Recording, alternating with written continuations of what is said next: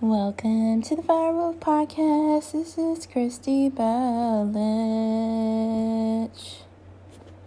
And today is a new moon in Leo. So I wanted to do a quick episode reading this new moon traditional chart style. Last night I tried to do a Facebook Live on this. I pulled cards. Woke up in the middle of the night, erased it. I was like, I'm not happy with this video. I'm not happy with this presentation. And that is what Leo is to me in a lot of ways. Leo is the presenter and wants things to be packaged pretty and in gold and love and grandiose, sort of fiery, passionate energy. Leo is the entertainer. And a lot of times you'll read about self-expression in Leo and the sun and the fiery warmth. And so today we have this new moon at 7:42 p.m. Pacific Standard Time, 10:42 p.m. Eastern Standard Time. New moons are about planting seeds, the dark moon phase, the abundance, yada, yada, yada.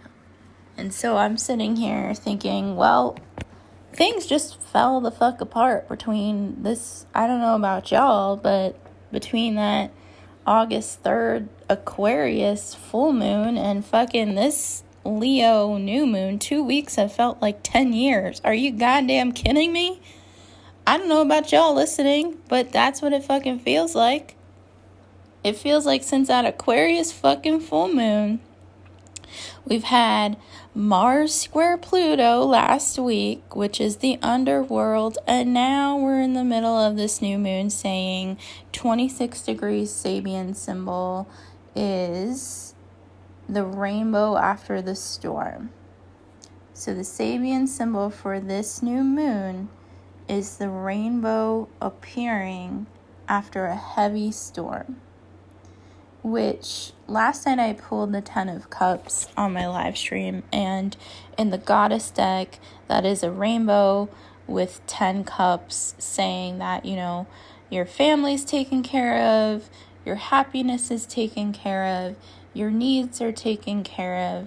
Interesting enough, and I'm thinking about this with the fact that we have a trine with Mars. Mars is trine this new moon in Leo.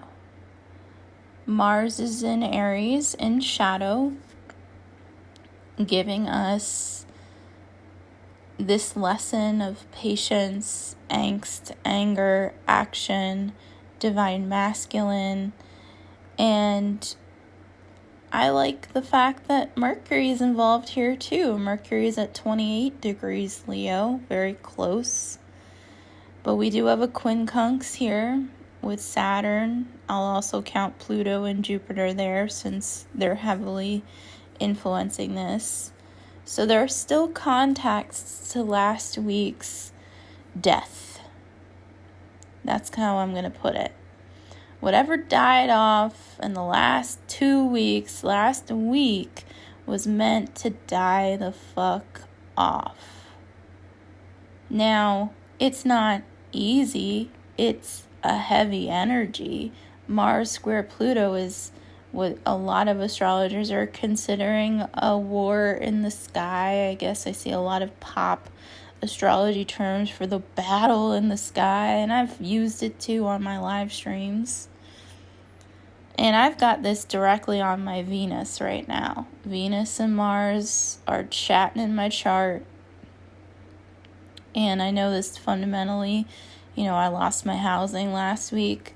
I'm in kind of a battle with my landlord right now.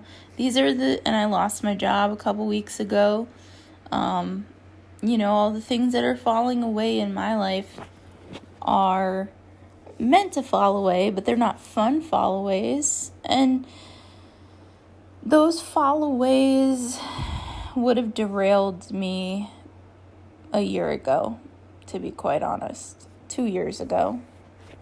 Those followaways would have made me sit in a puddle on the ground and think, oh my God, my life is completely jacked. It's completely done. But that's the point of, these derailments right now.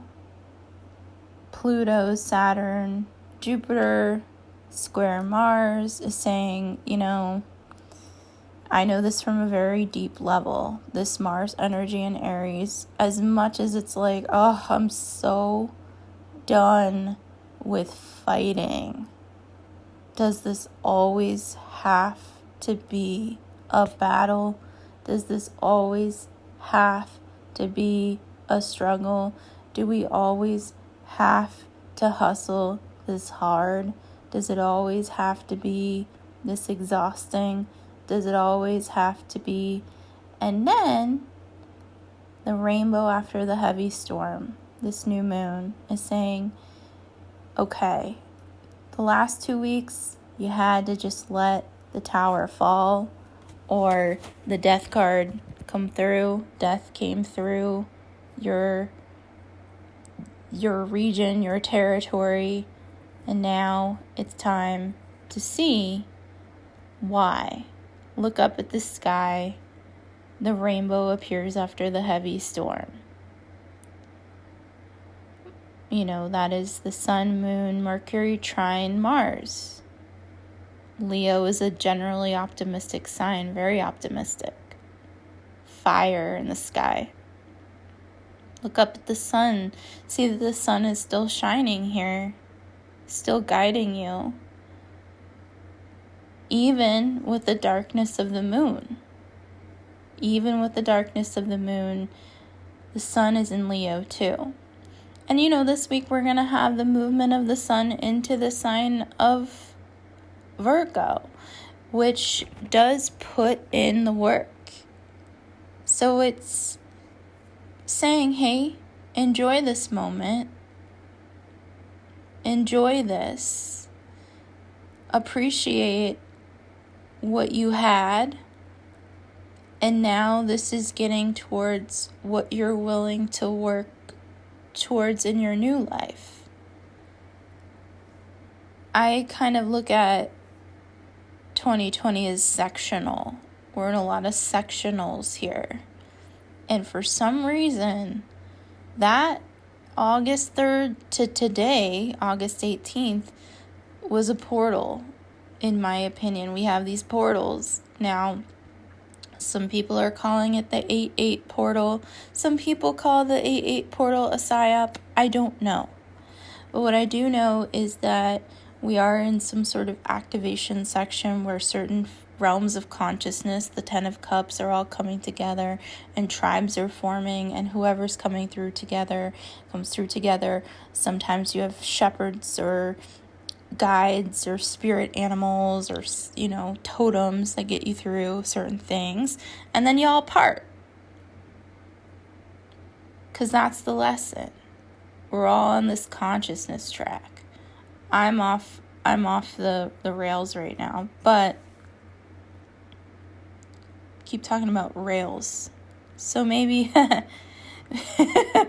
maybe it is to me, I'm looking at this shit as a train. Maybe it is like a train in certain ways. Like you're not like running trains, but you're like on a train. I can't help it. I haven't been on stage in a long time. You're on a train. You're going to different cities and different towns, and each fucking stop has its own vibe. It's got its own thing going for it. And right now, we're in that intermittent section before Mars goes retrograde, where we're like, okay, there is a full moon in Aquarius, and it wasn't supposed to be this emotional. It wasn't, and it was. And then we go through these last 2 weeks. We're like, all right, full moon, release, let go. And the full moon in Aquarius was like, yeah, but do you remember when Saturn was in Aquarius? And we were like, yeah, like that's when the pandemic popped off in America. And the full moon was like, yeah, look at the numbers, you guys. And we were like, oh shit, that's not good. Florida doesn't look so good right now. And the full moon in Aquarius was like, yeah. And also, just to let you know, Saturn's going to be back in my sign at the end of the year. And we're like, ah, shit.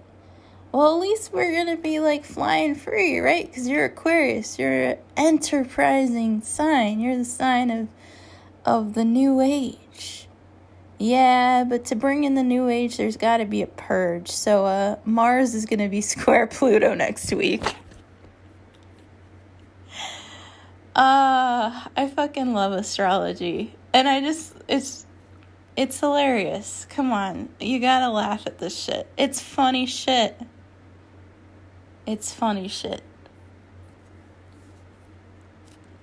Okay. I ignored Venus. Venus is in Cancer. She's very emotional. She wants to process things in her heart and her soul. She doesn't really have any contacts at all, even though my chart wants to say she's got contacts. She is sextile to Uranus. Kind of friendly aspects, although some people, there is controversy with sextiles. I look at sextiles as a mostly friendly aspect.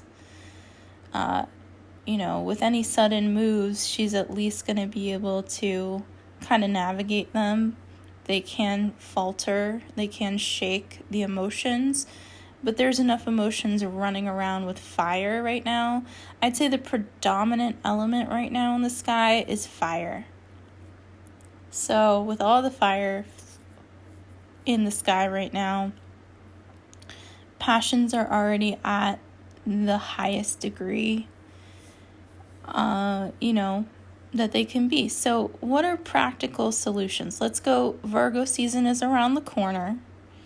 What are practical solutions right now to these derailments? Okay, well, one of them is, I think there is time to plan with this for most. Venus is sextile Uranus, I will say that. There are squares, there are things falling away, but I think it's like you can watch the tower crumble. It's deciding your vantage point. It's deciding South Node in Sag, North Node in Gemini. How do you want to go about this? Do you want to run away, Sagittarius, from your emotions? Or do you want to have a practical sort of conversation about this as we enter Virgo season? And the North Node is in a beautiful position to this new moon, so it is all around. There's support here. There's time. I feel like the timing of this is actually taking us through Mars retrograde season. So a lot of the readings I've been doing is just telling people to focus through mid-November. Let's get through mid-November. Let's get to these eclipses. Let's get to these great conjunctions. So there is time here. You see the tower crumbling. You see the derailment ahead of you. Or you were, here's how I'll put it. It's not that you see the derailment ahead of you, is you're on the derailed train, but you're safely in the car. It's just putting that train back on the track. That's the best way to put it, I feel. Not the best at metaphors, but you get the point. Okay. So, practical solutions, time. We do have time, even though things have crumbled away. Taking your time, however you need to take your time. allowing the things to express themselves. So I think there is going to be news with this new moon if you haven't gotten it yet. I think there is some sort of conversation or news in your personal life that will require you to express your feelings, your passions, your love, your gratitude. I mean, Leo is a gracious sign. Even with a quincunx to Pluto, Saturn, I mean, there is this very deep old world feeling to this too. It's kind of a new take on an old story. So I hope this helps. I'm going to put this full episode up on YouTube as well. So it's going to be in both places. It's going to be Anchor, Spotify, and now YouTube. All right. Thank you for listening. Bye.